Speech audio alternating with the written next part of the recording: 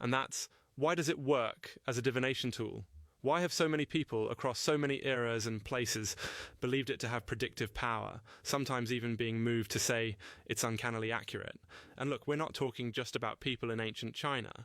You see stories that span from the Han and Qing dynasties in China to events people bring up in the West, like the alleged prediction of JFK's assassination, and even the bombing of Hiroshima and Nagasaki, where, as Annie mentions, contemporary users saw frighteningly fitting hexagrams. There are anecdotes galore. I love these because, well, you have to wonder how much is pattern seeking and how much is like something deeper. But Annie isn't just piling up stories, she digs into the theory. The first big concept here is that the I Ching operates on a totally different view of time than we usually have in the West. Annie says, Western thinking is mostly linear. Time moves forward, no do-overs, but the I Ching. Time is cyclical, everything is cycles. Eras repeat, patterns return, and the 64 hexagrams supposedly map those repeating cycles, not just for nature, but across history, individual lives, and maybe even your own daily mood swings. So maybe that's a stretch, but you get what I mean. Annie argues this cyclical worldview lets you make sense of the world in terms of phases, stages come and go, things complete and then reset, like how the 63rd hexagram is after completion and the 64th is before completion, making a loop instead of a line. This isn't just philosophical musing, it informs how practitioners use the I Ching. When you consult it, you try to figure out where in the cycle you are and what sort of action, proactive, like yang, or passive, like yin, makes the most sense in that cycle. Now, how does that relate to probability?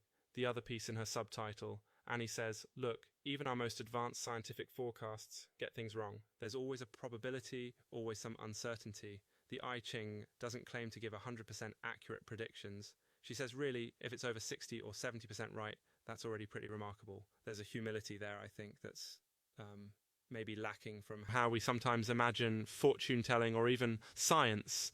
She brings up the mathematics of variables, how casting a hexagram gives you a snapshot, but factors are always shifting, overlapping cycles. You get the idea. Let me pause for a second and say, this makes me think of horoscopes. Like, there's that same kind of blend between pattern, probability, and psychology.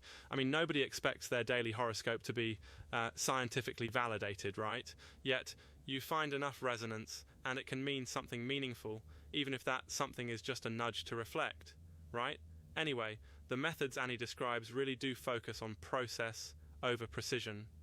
She references physicists like Einstein to talk about time not being absolute, even mentioning the relativistic idea that clocks run differently depending on their speed and gravity, so, hey, time is flexible in some sense. But she's quick to point out the I Ching is not science in the way we use the word now.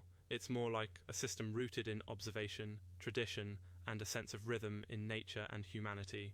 She argues that, if nothing else, it helps you plug into those deeper patterns and maybe your own subconscious, giving you just enough of an edge to nudge your decision-making accuracy above 50%. And as she puts it, then life's returns might be quite generous. Remember, I'm just relaying her analysis, not endorsing anything. What does this all mean for you? Well, maybe it's a reminder that not all knowledge is about certainty. Sometimes pattern recognition and reflection can help you act just a bit more wisely, even if you never pick up the I Ching in your life. Academic research like Annie Wang's doesn't deliver absolute answers. It opens up new lenses, new questions, different perspectives. So keep that in mind the next time you see a prediction, whether it's from your phone, your weather app, or, I don't know, your favorite ancient text. That's it for today. Thanks for joining me on In Depth with Academia. I'm Richard Price, wishing you a week full of curiosity, cycles big and small, and who knows, maybe a little bit of good fortune. See you next time.